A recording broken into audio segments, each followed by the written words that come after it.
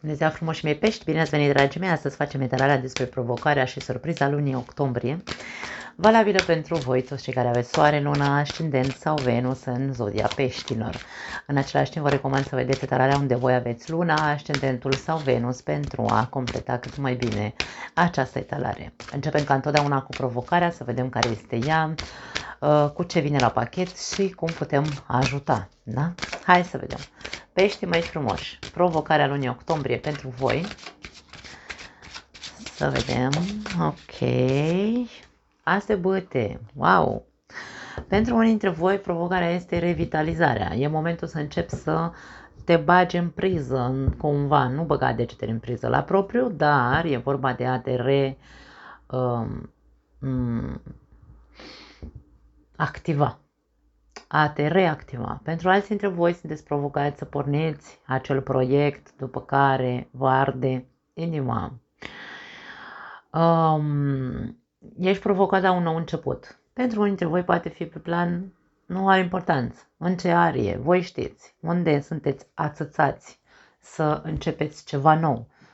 O relație nouă, un proiect nou, a resuscita o relație pe care deja o aveți. Deci aici vorbim despre un nou început. Ești provocat să revitalizezi ceva în viața ta sau să te revitalizezi pe tine. Da.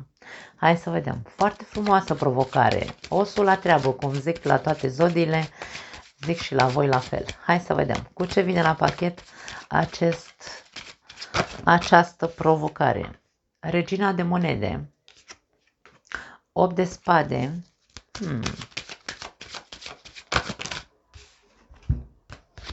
spânzuratul și 3 de spade. As de cupe, uite proiectul. Deci aici ești provocat să începi, să reîncepi, îmi vine să zic. Pentru că asul de băte poate vorbi și despre o nouă oportunitate.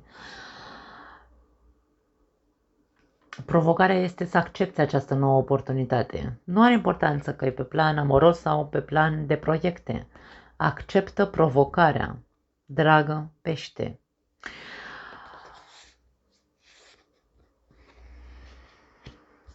Poate fi în legătură cu un proiect la unii dintre voi. Avem regina de monede care ne arată moneda. Asta înseamnă că poate fi pe plan material pentru unii dintre voi. Ceva stagnează, dar aici nu e vorba, poate da, ok, a stagnat afacerea, hai să zicem așa ca să ne înțelegem.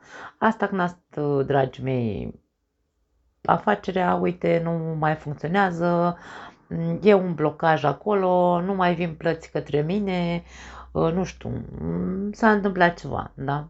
Există un blocaj. În același timp există posibilitatea deblocajului dacă tu îți schimbi perspectiva sau dacă tu îți schimbi atitudinea. Da? Atitudinea ta este una de regină de monede. Mare grijă, pentru că aici vorbim despre o persoană generoasă. Toată suita de monede ne vorbește despre generozitate. Dacă tu ești mână largă cu banii, de exemplu, în afacerea ta sau nu știu, habar n-am, ce să zic, azi poți să mă înțelegi. Tu ai grijă de toată lumea. Dacă cineva e la ananghie, tu ești ăla care se oferă să își dea buzunarele pe dos ca să-l ajute. Aici spânzuratul vine și spune, hei, ia vezi tu că e posibil ca proiectul ăsta sau afacerea asta ta să se împotmolească din cauza că tu îți folosești toate resursele financiare către alții, ești mama răniților, dar nu te gândești la consecințele afacerii tale dacă tu de unde iei și nu mai pui, știm, da. Atenție, dacă e pe parte financiară, mare atenție că este din cauza comportamentului vostru generos și aici trebuie tu să fii cel care se trezește la realitate și ține punga strânsă cumva. Trebuie, de ce nu? Învață să fii și un pic egoist. Adică aici, dacă tu ești provocat să resuscitezi proiectul ăla sau afacerea aia sau să, nu știu, să pui în sfârșit proiectul ăla pe picioare, nu te mai gândi cu frică că vezi, Doamne, aoleu, nu mai am bani acum și așa mai departe. Ce am spus mai devreme, că ar putea să fie consecințe din cauza că tu cheltui banii și nu te gândești la afacere, aici ar trebui să-ți dea de gândit. Da? Dacă nu vorbim despre asta și vorbim despre faptul că dacă e nevoie să îți pui toată energia către a construi această afacere, acest proiect, vorbim despre fricile tale care te blochează. Este o provocare pentru tine să începi afacerea asta? Da. De ce? Din cauza fricilor. Frica de pierdere. E normal să ne fie frică în momentul în care facem o investiție sau vrem să facem o afacere. E normal. Dar tu nu trebuie să uiți niciodată, de aia spune spânzuratul, tu nu trebuie să uiți niciodată câte sacrificii ești capabil să faci pentru a contribui într-un mod, hai să spunem așa, a face investiții bune. Tu știi să faci investiții bune. Ești o persoană prosperă pe dinăuntru, da?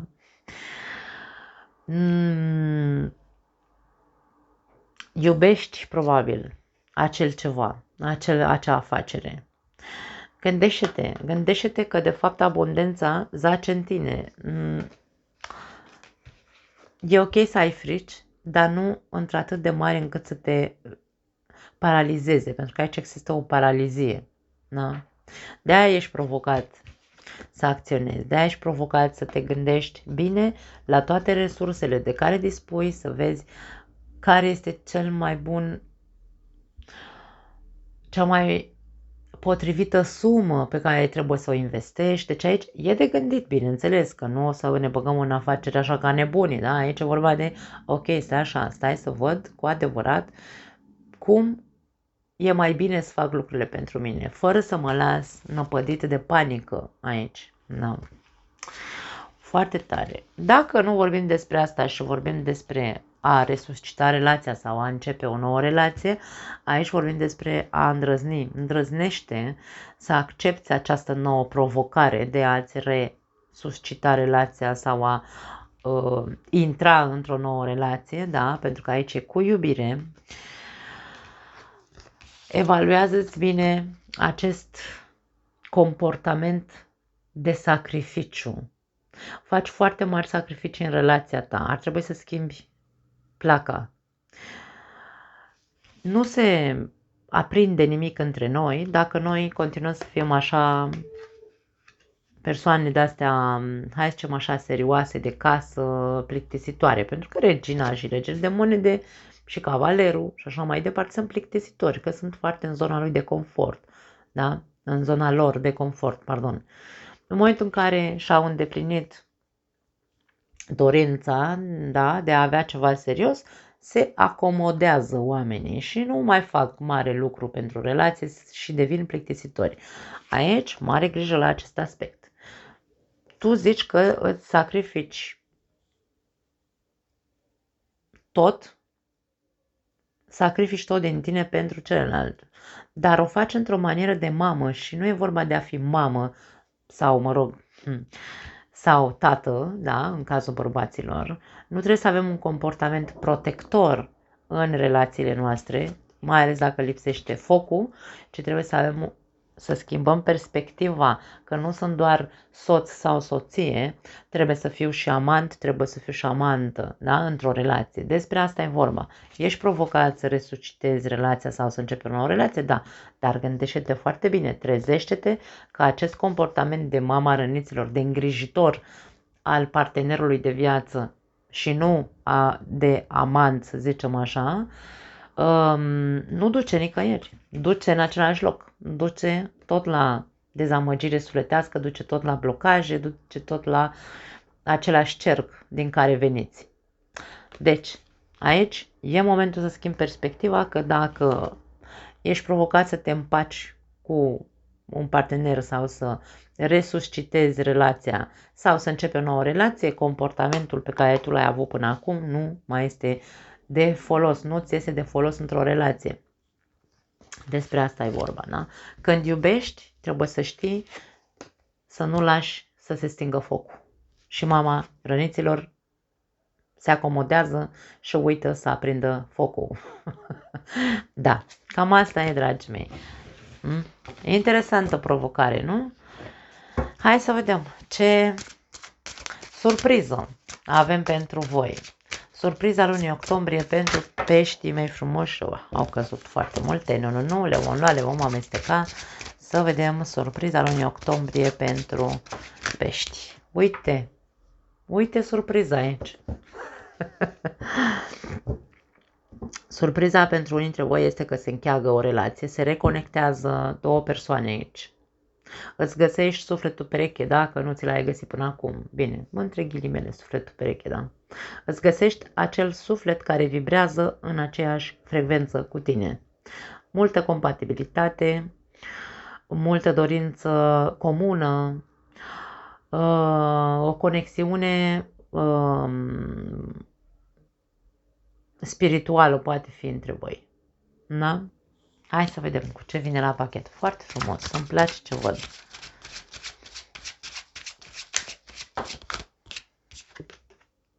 Opt de bâte.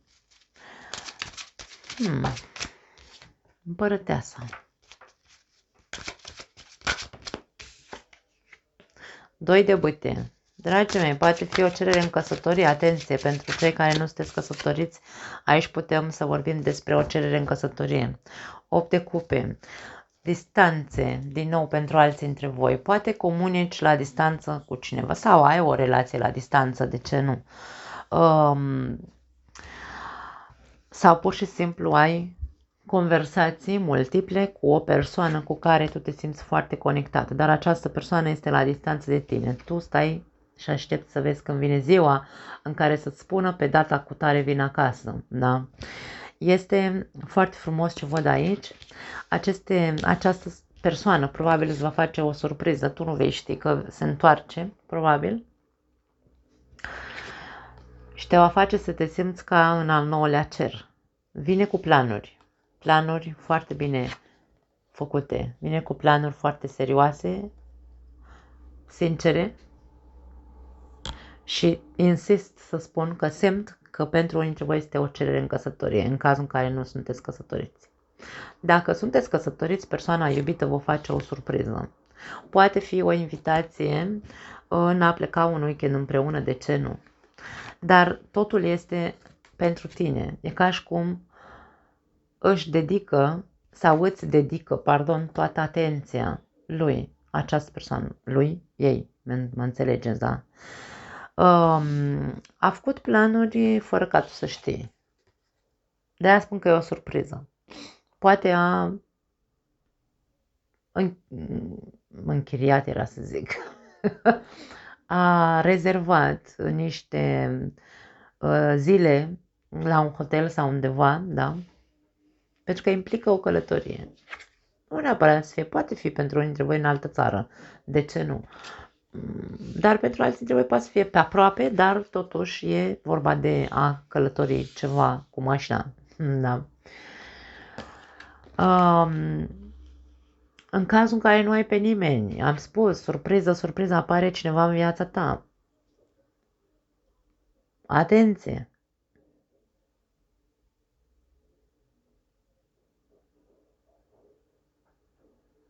Universul are alte planuri pentru tine, îmi vine mesajul. Pentru că aici poate că tu ești, hai să zicem așa, există cineva cu care ai așa nu neapărat afinitate, ci aveți așa, dați o șansă cumva, da? Sunteți deschiși în a socializa, probabil cunoașteți o persoană deja sau două, poate fi pentru alții dintre voi, dar universul are alte planuri pentru tine. Vine persoana asta. Vine să zic așa, din vorbă în vorbă, căutând, probabil că tu ești în căutare a unei persoane, din vorbă în vorbă, din conversație în conversație cu persoane pe internet. Dintr-o dată, vezi că între tine și una dintre aceste persoane se înfiripă o conexiune pe care nu o înțelegi. E complicat pentru un pește să nu înțeleagă de ce are o conexiune specială cu cineva. Pentru că dacă tu nu te regăsești în fraza asta, este pentru că nu ești conectat la energia care îți corespunde. Peștii sunt persoane extraordinar de intuitive și sunt persoane extraordinar de perceptive. Că tu nu vei, că tu ai alte planuri și nu vei înțelege de ce mă simt atras de persoana asta. Ce din ceea ce spune persoana asta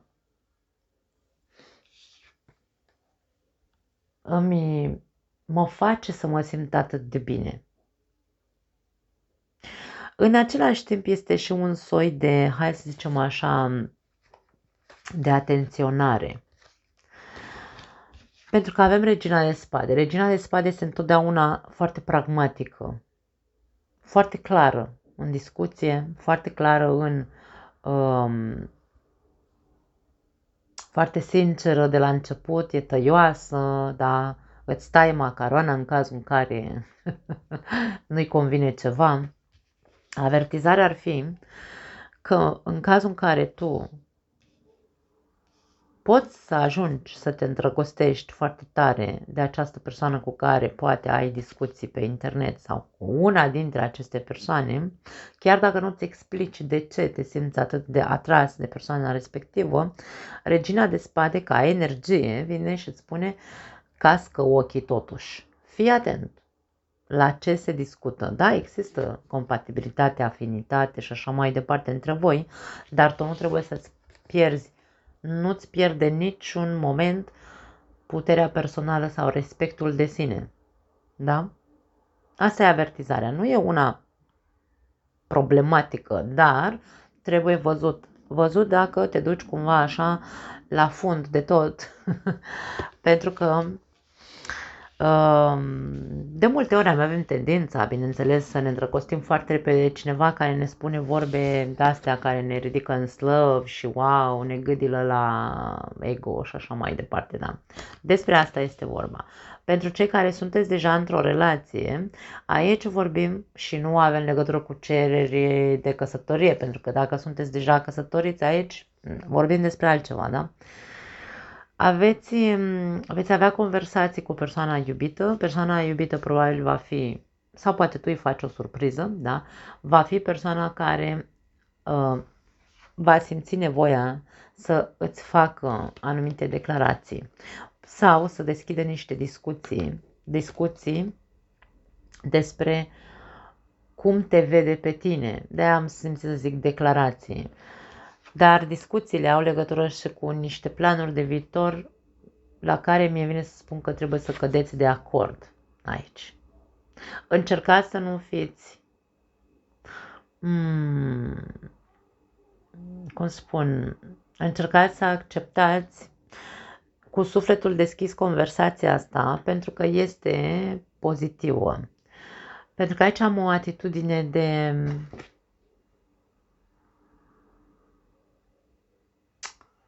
cum să o numim?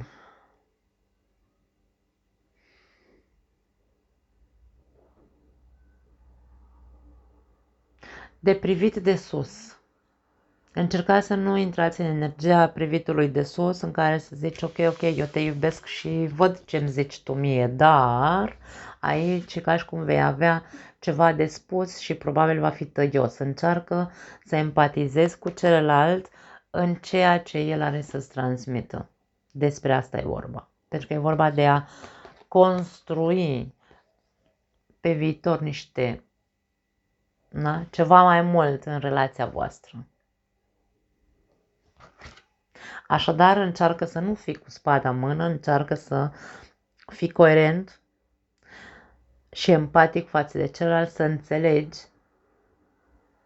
de ce simte nevoia să aibă discuția asta cu tine. Pentru că e de bine, e pozitivă, ca să ne înțelegem, da? Foarte frumos, dragii mei. Ce zic? Osul la treabă.